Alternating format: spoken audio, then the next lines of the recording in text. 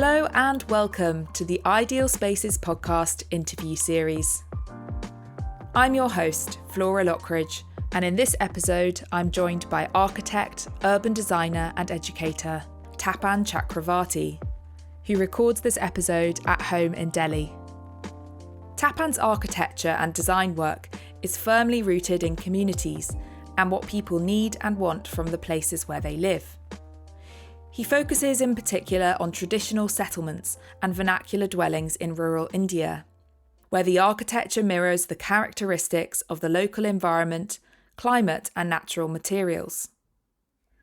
Tapan has been involved in some really important rural development projects, spearheaded by UNDP, the United Nations Development Programme, and INTACH, the Indian National Trust for Art and Cultural Heritage. These organisations focus on increasing cultural awareness and how local development can be enhanced by better connecting culture with heritage and the economy. Alongside running his own design practice until recently, Tapan is a senior professor in urban design at the Pearl Academy in Delhi. His academic research covers not only architecture, but different aspects of architecture education in India, and why being curious about the past and cultural tradition is so key to understanding the built environment of today. Tapan, welcome to the Ideal Spaces podcast. Thank you, Flora. Well, it's great to be speaking to you today. I'm really looking forward to unpacking some interesting themes and also areas of overlap with our work at Ideal Spaces.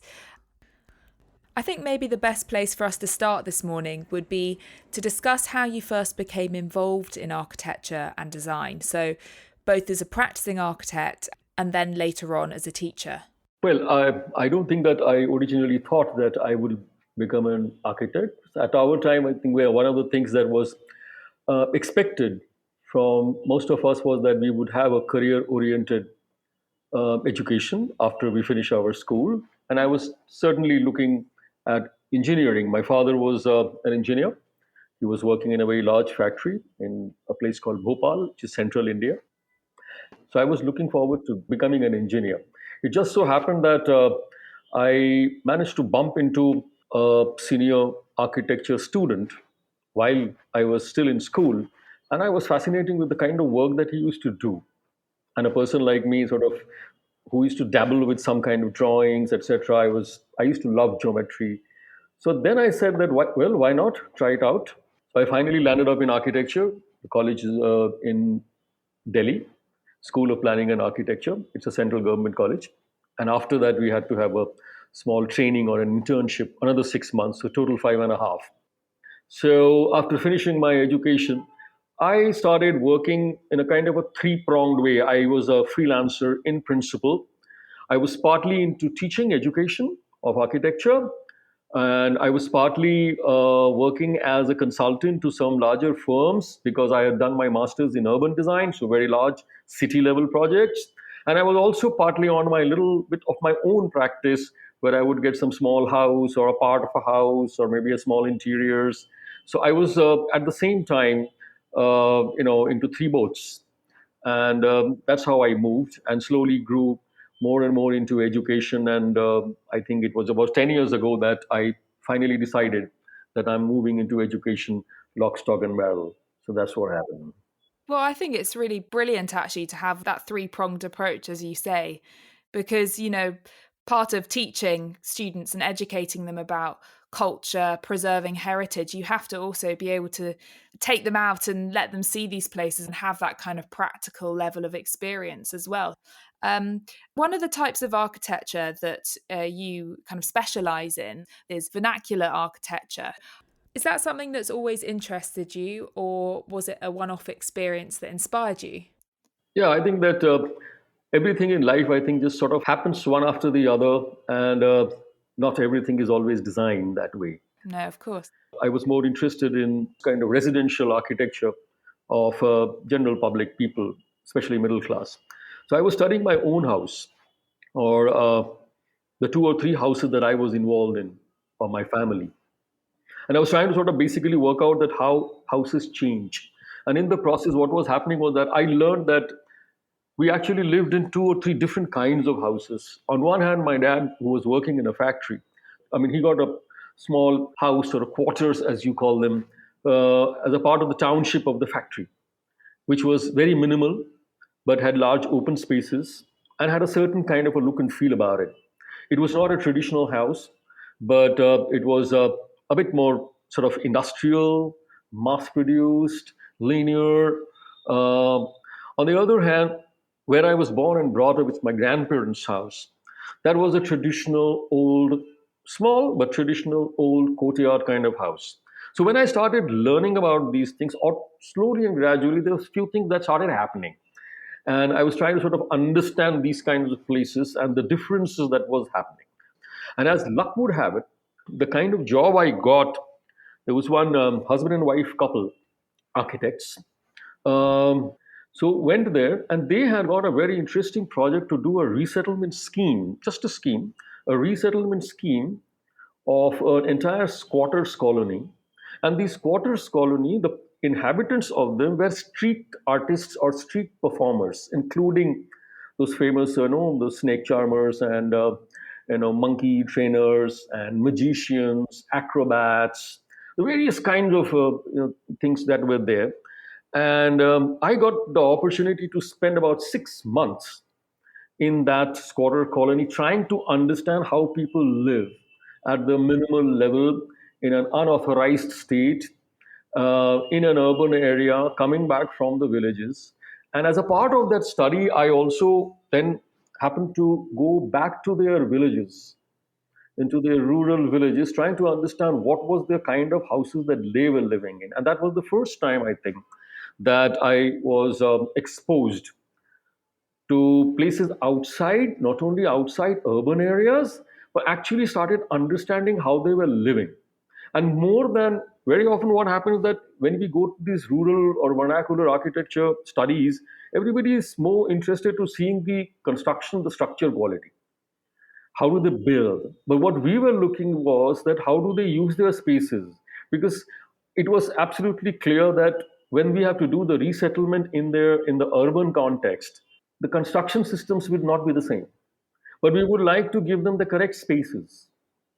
And so therefore the study was that. The second time what happened was that when I was doing my masters, again a quirk of fate, I was looking for my some topic for my final year project. I was always interested in the older settlements, older houses, which was a legacy from my graduation days. So a friend of mine managed to sort of who's native of the hills in a place called Himachal Pradesh. That's a state there, and he found that there is one particular town or old town, very ancient, days of the kings and all that. So he got a lot of material on that. In fact, drawings and maps and stuff like that. And he said that, "Are you interested?" Now I was familiar with that city because of a friend of mine, and I said, "Well, why not?" And I landed up there, and it was an old city up in the hills, generally cut off from the run of the mill, I mean, the movements, the urban areas. And there I started studying the city itself because I was doing my urban design. That was my master's. So, both at the architectural level and at the settlement level, both my final year projects, one in graduation, one in masters, just somehow landed up into these older, ancient, where you can actually feel the local, the indigenous communities making their houses, both as the level of using construction techniques, etc., but more as how do they use space. So I sort of moved into that, and I slowly and gradually got more and more involved. And when I started teaching, I used to keep taking my students whenever they had these class tours, study tours, etc. Every year there had to be one. So I used to go to the hills because the hills fascinated me. And because I was teaching in the first year level, right in the very beginning, the foundation almost, I used to take these my students to the rural areas, and I found that the rural areas in the hills was something very fascinating for everybody. And what kind of qualities do those buildings have? And what are they made of? And how do the spaces work? Because I'm intrigued. I've read that they're incredibly unique to the place in which they're built because the people building them will gather the natural resources, so the stone, the slate, timber, clay, or even dung from the local area to then build into the houses. And some of them, I think, were built to be earthquake resistant. Right. So how does it all work? Well, absolutely. I mean, I think that my first foray, which was there in my undergraduate time, I mean, the graduation thesis, those street performers, they were basically from a place called Rajasthan. Part of Rajasthan is the desert, the Thar Desert, the desert which is between India and Pakistan. So that was a desert climate, and the kind of houses that they were building were primarily made out of earth and some bit of hay and bramble because vegetation there is very sparse, and some bit of stone. But clay was the main material, I think, earthbound construction. The other thing was, yes, you're right, climatically, in fact, some of their rooms within their areas, one could see that they were circular in plan. They were like a cylinder shaped thing. And that one understands that because circle has the, for the same area, has the least perimeter. So the lesser wall that you can expose to the sun. And so those kinds of things they were doing, all kinds of very funny things. They used to make one room which was out of brambles, which they would pour water somewhere around lunchtime, noon. And so throughout the afternoon, they would basically get cool air inside the room and all the inhabitants will move. But what they had was that the rooms of their houses were scattered. They were not always joined together. It was not a tight fitting thing because they needed air movement because it was a very hot, warm, dry kind of a climate. On the other hand, when I was working in the hills, where there would be snowfall in the winter months, there we found that one, there is no mud. So basically, it was stone construction and wood, which is, like you said, locally available. And their houses were very, very compact because they had to keep it warm. So in one case, they wanted to keep their houses cool. On the other hand, you have the houses being warm. And definitely, like you rightly said, vernacular architecture would mean that they are true with the materials which are immediately available. Nobody has to transport material. The local craftsmen know how to handle the local material. And because this is a wisdom which has sort of evolved over centuries of local learning and using and learning and using, they are true not only to the cultural way of using spaces, their lifestyles, it's very, very true to the earth, the ground, the geography, and they are very, very true to the climate. And would you say that that close connection between the natural environment and architecture comes through when we stand and look at the buildings themselves? You're absolutely right that the Himalayan areas, they are highly earthquake prone.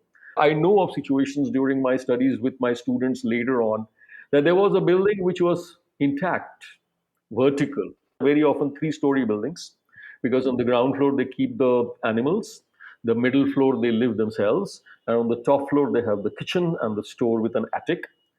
So one visit to a village, a rural area, I would say that there was this house which is slightly tilted. When I asked what happened to this house, well, the last earthquake, this house got a little tilted.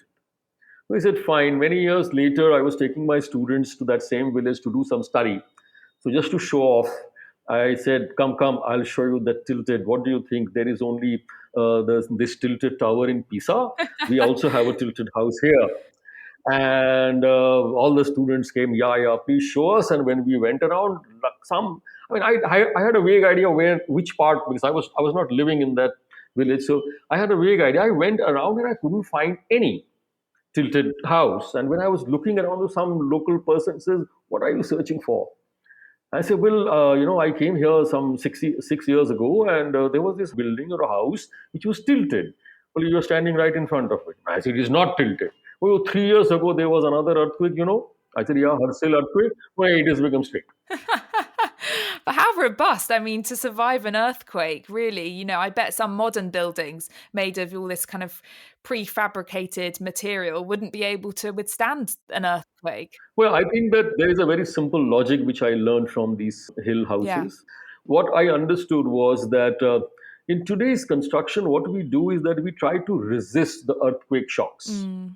So we try to strengthen the building and we make very strong, very rigid joints. What they used to do was they used to make flexible joints. Right.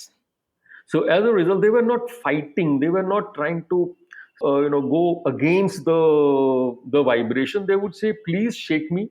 It doesn't matter." It was all flexible, so they used to move. So it's actually the opposite of what I thought. Yes.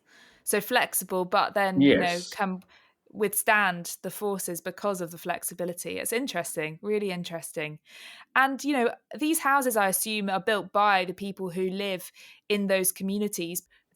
Well, it is the way we interpret it because not everybody makes their own house. There are specific masons. Okay. So, definitely in the hills, the main mason is the carpenter kind of a mason who basically understands woodwork. Right. And but there are stonemasons as well, but the stonemason is a lesser in status than the wood builder. So they have understood and learned traditionally. It is not that they have done a schooling in some random subject and then suddenly wanted to become a builder or a constructor. My understanding is that they are highly professional. I tried to understand architecture in 5 years of my education. They have started learning architecture or whatever the building kind of things right from probably the age of 5. And it is only by the time their elders in the family are not able to work anymore, then you become a captain. So probably at the age of 40 or 45, you become a team leader. But from the age of 5 to age of 45, you're working and you are as well a professional. So I think it is the education systems which are different. Yes, yes, that's very true. And I think learning through hands on experience is probably the best way of doing it, and you hand it down through generations, and the children then take over from their parents, and it's been in the family. It's a skill that will continue. And I think that's also very interesting because the houses themselves are also forward thinking. Somebody might look at one and think, oh, that's so backwards, building from dung and mud and clay, but actually they're energy efficient, they're really sustainable, they're ahead of their time, even though they're traditional and have been going through these generations for years and years and years. So I think that's really interesting, that contrast. I think if we maybe move on then to your work with UNDP, we could talk about this idea of local development even more and how communities are equipped to deal with change, whether that's to do with climate, urbanisation, poverty. I mean, there are so many challenges in the world today. With UNDP's work, how do they try to connect communities to these resources and knowledge and experience to help them build better lives for themselves? Well, actually, my involvement with UNDP was on a particular project.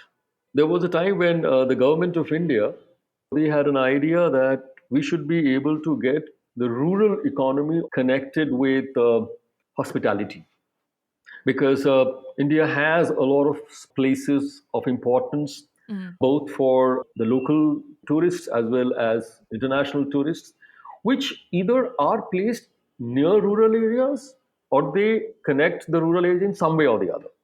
So the whole idea was that can we connect rural? So it's called Rural Tourism Project. So they signed an MOU with the government of India that the UNDP is going to identify about 35 or 36 villages or rural settlements which can be connected very well with the tourism. So UNDP said that we are going to spend certain amount of money for each of these 35 or 36 villages, where the first year or two will be basically to build up the capacity of the people of these rural areas. That how can they actually tap into this system? So if they have local cuisine, if they have local places to stay, if they have local art forms, so let's build that up.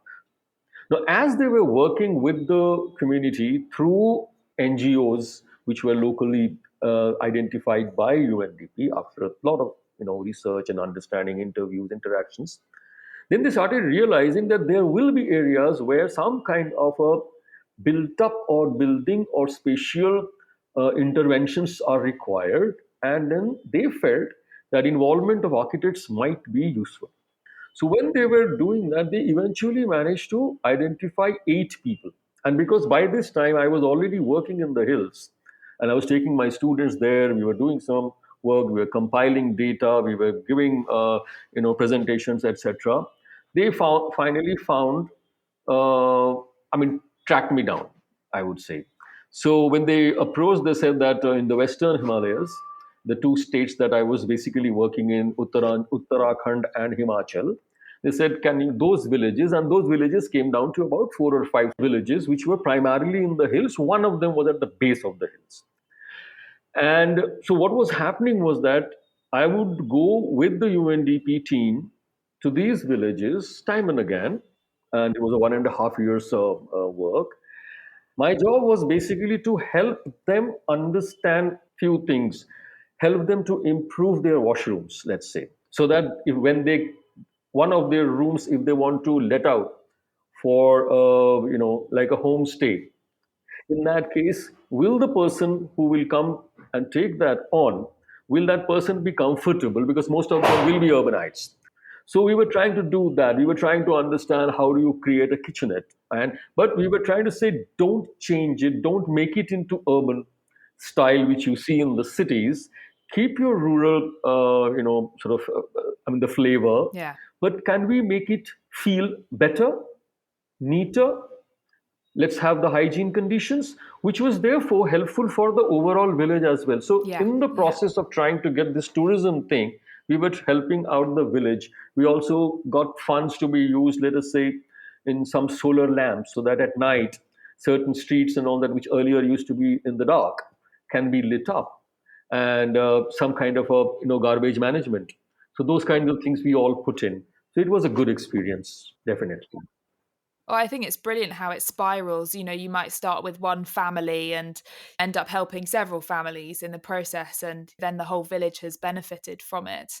That's great. And did you hear the result of the pilot scheme? I assume you followed it through from the consultation phase, but did you hear back from the villagers or the families there about how they then found it when people had come and stayed? Or Yes, yes. But then I must admit that there were villages where the success rates were very low. But there were villages they have done very well. They have done very well. There was one particular village in Himachal where there was an old building, I think from the days of the kings and all, which was just lying there, dilapidated. It was used for garbage dumping, etc.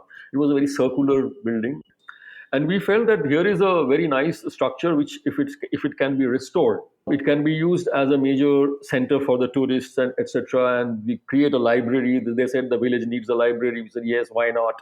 So all those kinds of things also could have been a kind of a center where they could display some of their crafts.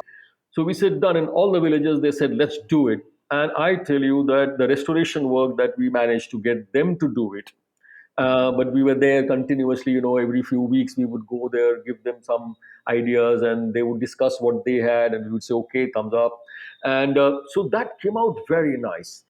and how many villages would you say benefited overall from this really collaborative way of working? So there were some villages which did extremely well. The footfall of the tourists have increased. The villages have become better, and they also understood that to retain the kind of architecture as much as possible. There were people who actually were proud of their own kind of architecture. So can we continuously have it? I said, please do it. And if there were some little things that can be tweaked to be able to keep it more. So I think it has happened. Some of the villages were not able to get it right because within the village also there are politics, and there were all kinds of other things that no, this will create problems, that will create problems. So in some cases it didn't happen. In some cases it was perfect, and a few were like half done. They have done something, it couldn't be completed, especially in a particular village where for 6 months it is uninhabitable because of the amount of snow that falls. So 6 months they stay in that village, 6 months they stay outside. So they couldn't finish all the work in the limited period of time, but they were very enthusiastic. Later on, also, I heard that they are doing things on their own, Oh, that's brilliant. which is fine. That was the purpose. Yes, well, it sounds like that village you mentioned that wanted to kind of preserve that house and turn it into the library. That takes incredible motivation, but it sounds like they really worked together to get that done and to turn it into something that would really benefit them. Um, that's actually something that really interests me as well, this idea of preserving heritage. I Yes. wondered what the discussion is in India generally about preserving our heritage. And maybe also you could bring in some of the work you've been doing with INTACH. I know that's one of the things they focus on, educating around cultural heritage and natural heritage. Yeah, so once again, with INTACH, again, it was a particular project because I'm not a trained or a qualified conservation architect.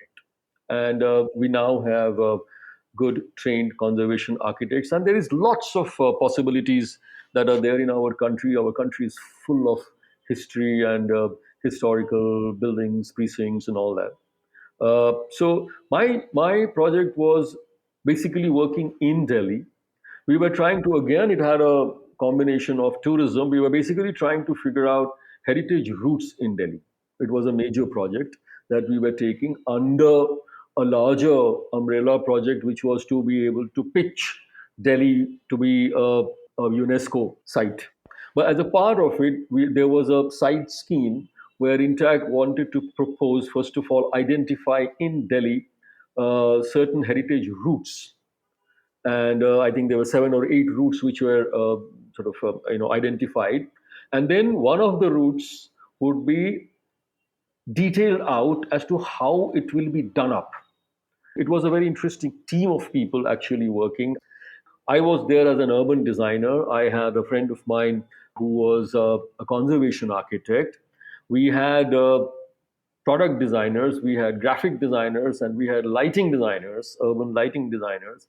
So we all came together as a team to basically work out this street. And then we also got help from the other institutes like IITs, where the engineering part about the road and the constructions of the roads, movement, transportation, all that was sort of put together to be able to basically create a heritage route, along with how to bring many of these large monumental buildings into the day-to-day movement and life of the people. Because what we find in our country is that many such buildings which are from the past, because they are not used anymore, they come under the Archaeological Survey of India, and they almost become like museums. And to be able to save them from the rest of the urban ruckus, there would be a certain kind of a green area around them, like a buffer, which again would have railings. And somehow or the other, the building does get cut off from the day to day life of the citizen. And we were trying to sort of open up things. That project went through because it was just basically a scheme. It just went through as a scheme. Very little actually happened on the ground later, except for some graphics, where new kind of boards, new kind of maps to be drawn up. So a lot of things are actually happening at an intellectual level all over the country. And I'm not saying that it's only limited to North India or Delhi or something. It's happening all over the country, but not much is getting implemented. And Right. definitely with time it is increasing. I'm sure this year there has been more implementation than it happened 10 years back. So slowly and gradually, we also have a little bit of an issue about how much funds we can allocate for such work.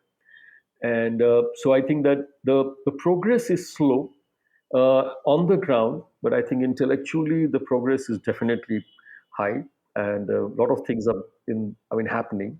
Well, I think it's a positive step in the right direction, because I think there is often a disconnect, and I'm sure it's not just India and the UK, where you see so many vacant buildings. They're not necessarily always cared for. They don't get the funding that they really need to stay in a good condition, but it could be converted into something beautiful that has a use and has some kind of meaning. But it sounds like a really, really great scheme. We should all be doing things like that, I think. And I wondered, because obviously, you're working at the Pearl Academy and you're interacting with students and educating them about heritage and architecture. And I wondered how you go about that process of education, and how also young people in India, and or your students in particular, respond to this idea of needing to connect with heritage.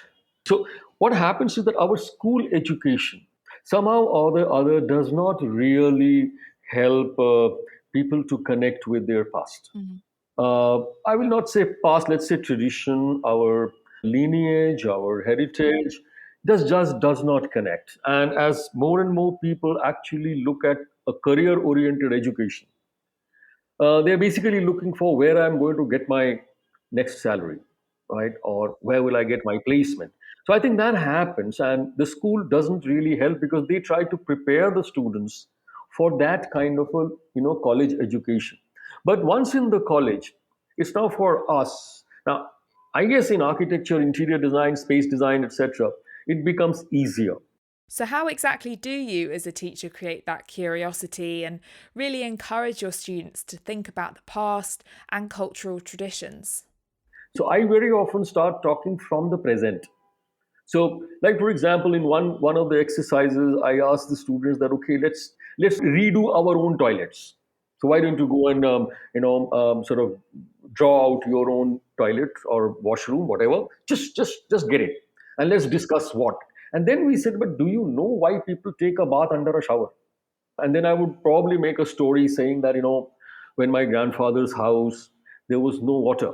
I mean, no piped water, and we had a well outside. And then how did the water slowly came in? And I remember the first time a tap came in, there was we got the priest around, and there was all kinds of rituals performed, and everybody got some sweets to eat. And okay, Dr. Saab's house now has got a piped water.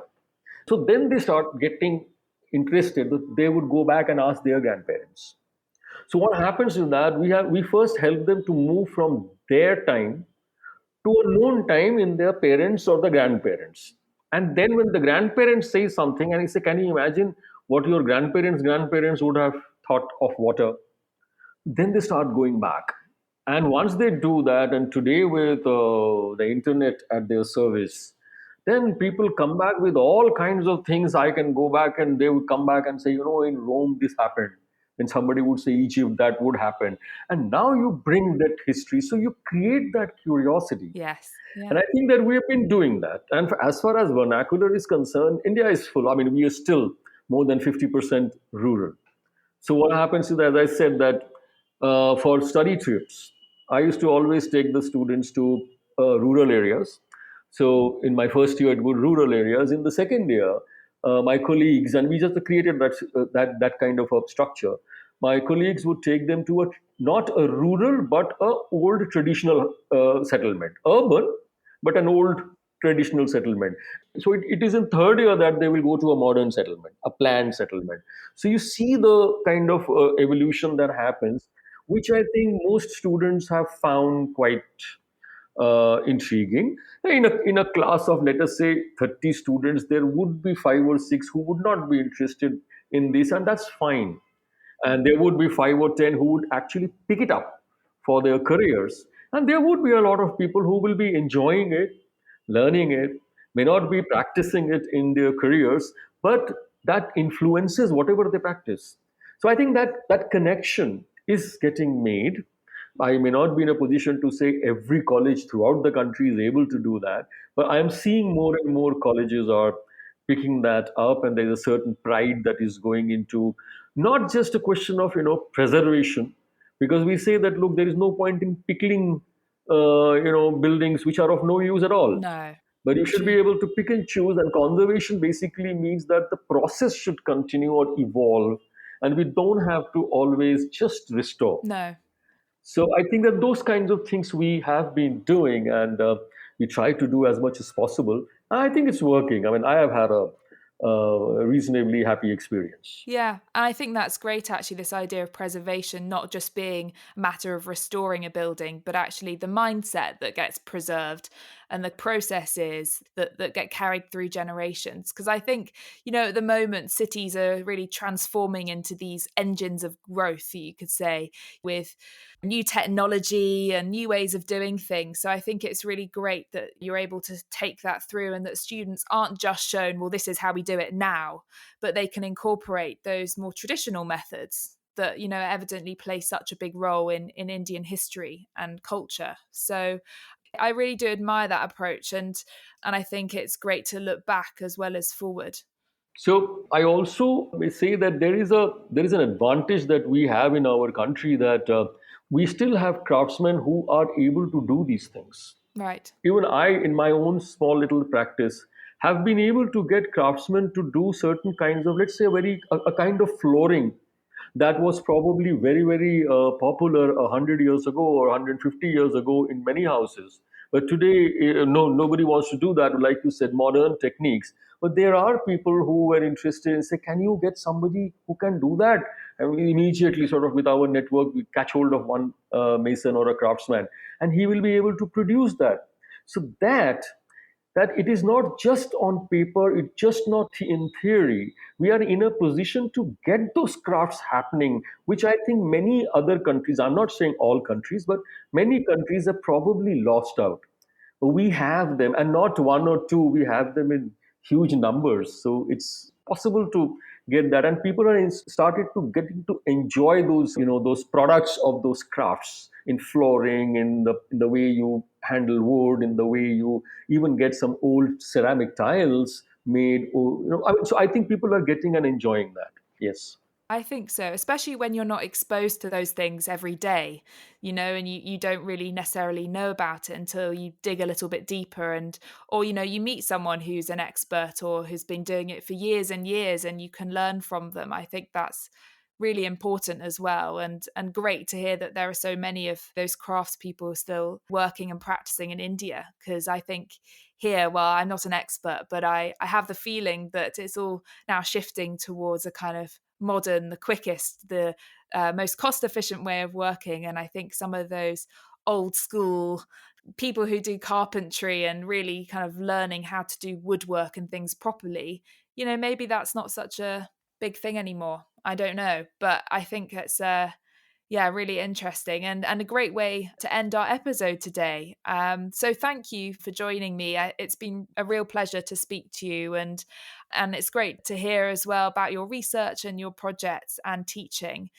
Finally, I'd like to remind our listeners today that if you've enjoyed this episode, please do subscribe to the Ideal Spaces podcast. You can follow us on Spotify, Google Podcasts, all of the usual hosting platforms, and please do leave us a comment or review below. We'd love to hear from you. So thanks again, Tapan, and see you next time. Thank you. Same here.